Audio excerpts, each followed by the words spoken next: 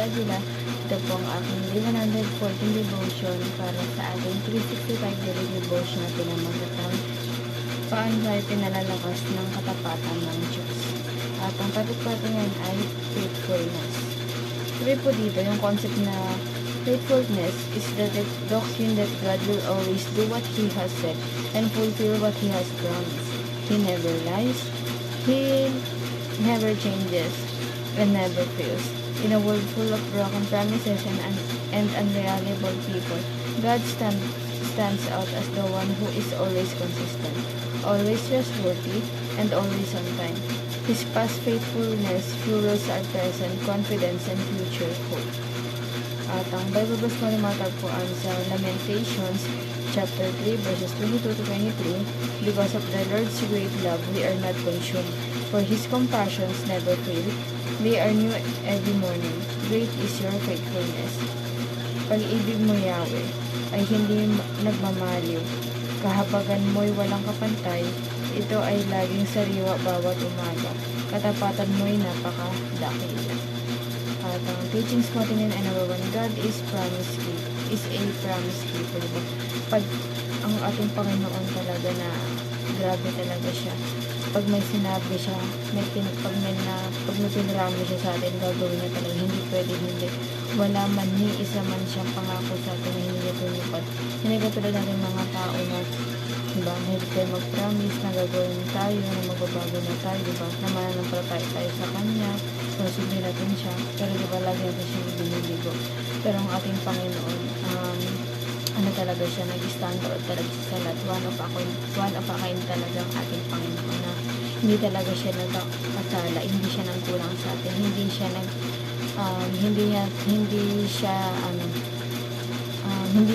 siya nagpaasa sa atin na kung may sinabi siyang promise sa inyo yung ginawa. Hindi po. Lagi niya pong ginagawa kung ano yung lumabas sa bibig niya, gagawin niya. Number 2, God's faithfulness stays as before.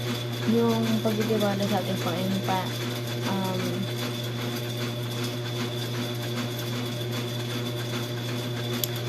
yung pagtitiwala natin sa ating Panginoon, yun yung nagsusustain sa atin. Kaya kung bakit tayo nanampalataya sa Kanya, at ganoon din siya. Alam ko may tiwala rin sa atin yung ating Panginoon. Dahil diba, siya ang may gawa sa atin at nilikha na tayo. Nilikha niya lahat ng mga bagay na gusto niya iparana sa atin na gamitin, gawin at pakinabangan.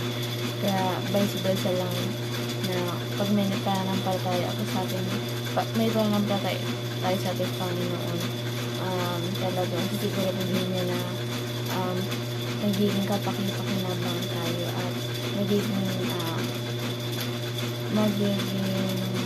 tapat tayo sa Kanya at maging lingkod tayo. Number 3 po, God is unchanging then, now, and forever. Ito po, ating Panginoon ay hindi nagbabago. Kung ano siya 2,000 years ago, hanggang ngayon gawin pa rin siya mamuno para sa atin. Gawin pa rin yung pagmamahal ay binibigay. Gawin pa rin yung kaligtasan, yung security, lahat, ganoon pa rin consistent ang ating Panginoon, hindi siya nagbabago. At saka pantay-pantay siya magmahal sa ating mga tao na kahit gaano tayo kadami sa buong mundo, yung pagmamahal sa atin ay pantay-pantay lang, walang mayaman, walang mahirap, diba? Ganun ka dakilang ating Panginoon, hindi siya nagbabago, unchanging siya. And para naman po tumapos sa ating buhay, remember how God has been faithful in the past. Ito po, lagi nating isipin na alalahanin na ang ating Panginoon ay faithful siya sa nakaraan, pero hindi dahil lang sinasabi ko na faithfulness in past, ngayong future hindi po. Kaya nga sabi ko diba kanina, God is unchanging, hindi po nagbabago ang ating Panginoon. Number 2 po, endure the present with God's sustaining grace. Ito po, ikamuhay po natin ngayon yung biyaya ng ating Panginoon, grace niya para sa atin, diba? Dapat pamuhay natin yan at ipagpasalamat natin yan araw-araw dahil ibinigay sa atin yung kanya yung God's grace. And lastly po, face the future by relying on God's faithfulness. Ito po. Ano po natin yung hinaharap na harapin natin yung hinaharap na may pananampalataya sa ating Panginoon at may tiwala tayo sa Kanya. Ibigay natin lahat yung 100% na tiwala natin sa Kanya dahil kailanman hindi siya walang kabiguan sa ating Panginoon. Talagang secured ka at talagang secured ka and talagang